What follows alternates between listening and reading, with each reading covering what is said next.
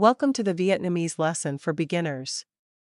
We shall continue to explore the 6 different tones for Vietnamese alphabets. Yếu, yếu, yếu, yếu, yếu. Oai, oái, oái, oái, oái. We shall have a look at the series one more time. Yếu, yếu, yếu, yếu, yếu. Oai, oái, oái, oái, oái. Let's move on to the next series. Uầy, uầy, uầy, uầy, uầy.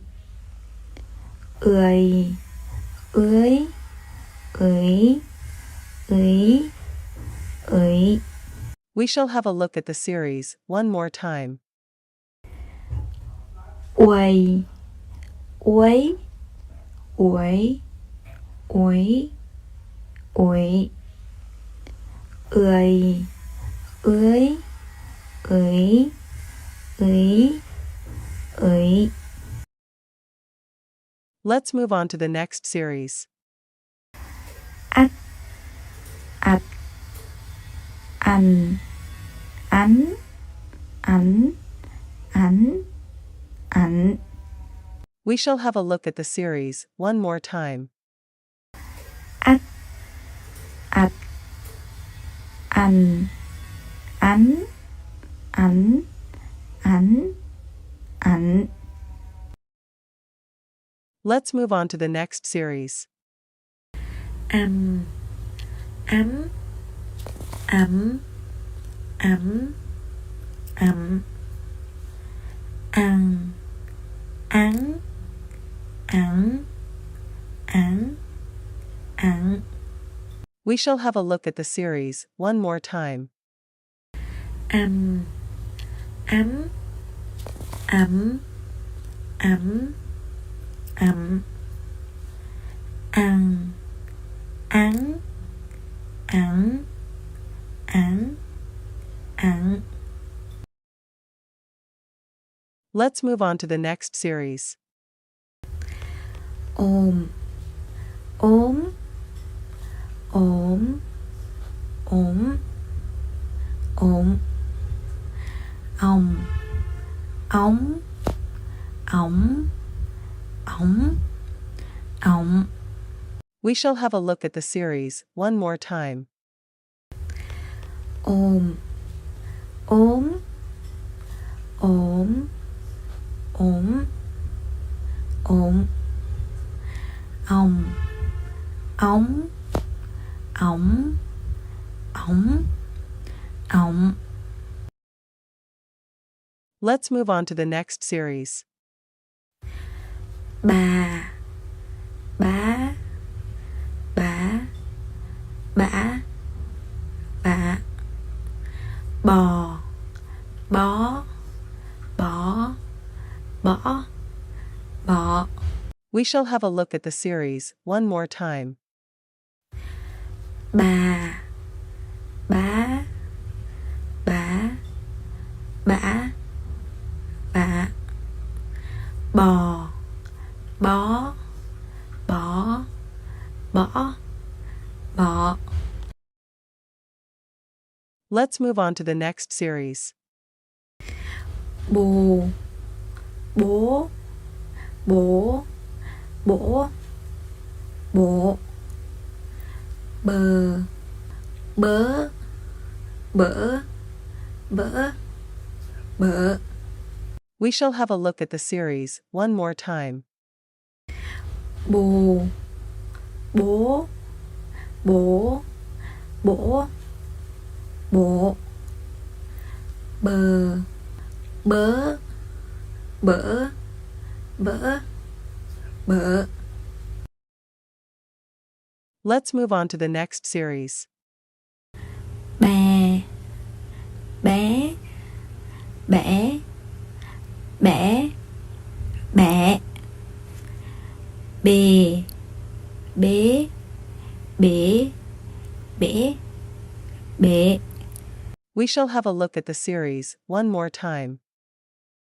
Bè, bé, bẻ, bẻ, bẹ, bề, bế, bể, bể, bể. Let's move on to the next series. Bù, bú, bụ, bừ, bứ, bự, bì, bí, bỉ, bị. We shall have a look at the series one more time. Bù, bú, bụ, bừ, bứ, bự, bì, bí, bỉ, bị. Let's move on to the next series. Cà, cá, cả, cạ, cò, có, cỏ, cọ. We shall have a look at the series one more time. Cà, cá, cả, cạ, cò, có, cỏ, cọ. Let's move on to the next series. Cồ, cố, cổ, cổ, cổ. Cờ, cớ, cỡ. We shall have a look at the series one more time. Cồ, cố, cổ, cổ, cổ. Cờ, cớ, cỡ. Let's move on to the next series. Kè, ké, kẻ, kẻ, kẹ. Kè, kế, kể, kệ. We shall have a look at the series one more time. Kè, ké, kẻ, kẻ, kẹ. Kè, kế, kể, kệ. Let's move on to the next series. Cù, cú, củ, cũ, cụ. Cừ, cứ, cử, cự. We shall have a look at the series one more time. Cù, cú, củ, cũ, cụ. Cừ, cứ, cử, cự. Let's move on to the next series. Kỳ, ký, kỹ, kỹ, kỵ. We shall have a look at the series one more time. Kỳ, ký, kỹ, kỹ, kỵ. Let's move on to the next series. Già, giá, giã, giả, giò, gió, giỏ. We shall have a look at the series one more time. Già, giá, giã, giả, giò, gió, giỏ. Let's move on to the next series. Rồ, rố, rồ, rỗ, rổ, giờ, dớ, giờ, dỡ, giờ. We shall have a look at the series one more time. Rồ, rố, rồ, rỗ, rổ, giờ, dớ, giờ, dỡ, giờ. Let's move on to the next series. Dè, dé, dè, dé, dè, dì, dí, dì, dí, dì. We shall have a look at the series one more time. Dè, dé, dè, dễ, dễ, gì, gì, gì, gì, gì. Let's move on to the next series. Dù, rú, dù, rũ, dù, dừ, dứ, dừ, dữ, dừ. We shall have a look at the series one more time. Dù, rú, dù, rũ, dù, dừ, dứ, dừ, dữ, dừ. Let's move on to the next series. Gì, dí, gì, dĩ, gì. We shall have a look at the series one more time. Gì, dí, gì, dĩ, gì. Let's move on to the next series.